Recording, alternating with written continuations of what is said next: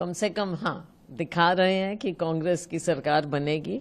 पर मुझे लगता है, मेरी अपनी एक असेसमेंट जो लगती है कि 60 से प्लस हमारी सीटें आने के आसार नज़र आ रहे हैं हमें।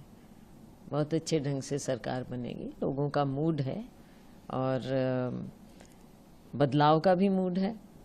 और कांग्रेस की ओर देख भी रहे हैं कि कांग्रेस एक अच्छा वायबल अल्टरनेटिव है, जो पिछले 10 साल का जो हरियाणा को पीछे ले गए भारतीय जनता पार्टी का जो शासन रहा, उससे अब विपरीत हो और लोगों की सरकार बने और हर वर्ग को लगे कि उसकी सरकार है। मैम, क्या मेन फैक्टर आपको लगता है, क्योंकि 10 साल के बाद कांग्रेस की वापसी हरियाणा में रहेगी, तो क्या आपको लगता है सबसे बड़ा इशू जो इलेक्टोरेट के साथ क्लिक किया, क्योंकि संविधान का मुद्दा लोकसभा चुनावों में बहुत चला था, क्या आपको लगता है ये एक मुद्दा रहा या एंटी इनकम्बेंसी इतनी ज्यादा थी? दोनों चीजें, कई चीजें हो जाती हैं। एंटी इनकम्बेंसी बहुत भारी थी और एंटी इनकम्बेंसी का एक ये भी मुद्दा था कि खास तौर से जो वीकर सेक्शन है उसको लगा कि किसी न किसी तरह से ये हमको दबाने का प्रयास करेंगे।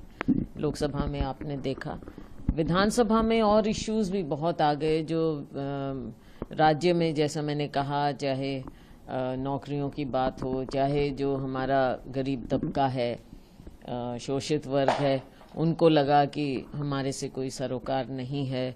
जो किसान है, मजदूर है, उनको सब पीछे आपने देखा कि सब नाराज हो रहे थे। और नाराज क्यों हो रहे थे? क्योंकि गलत पॉलिसी। और एक चीज और भी थी कि भाजपा के साथ कभी कोई कनेक्ट नहीं, कम्युनिकेशन नहीं रहा आम लोगों का। और इसके ऊपर कांग्रेस क्यों? कांग्रेस इसलिए क्योंकि ज़मीन पर काम कर रहे, हमारे वर्कर ज़मीन पर काम कर रहे, सही मैसेजिंग कर रहे। लेकिन इसका सबसे बड़ा जो स्रोत रहा वो जब राहुल गांधी जी ने पद यात्रा की, I think that was the turning point. उस समय से कांग्रेस पार्टी को भी और लोगों में भी एक नई उम्मीद आई और कांग्रेस पार्टी को एक नई ऊर्जा मिली। हमारे वर्कर, जो कितने वर्कर राहुल जी से मिले भी, यात्रा में शामिल हुए, तो एक ऐसा कॉमन ग्राउंड मिला कि हमारा नेता हमारी बात कर रहा है।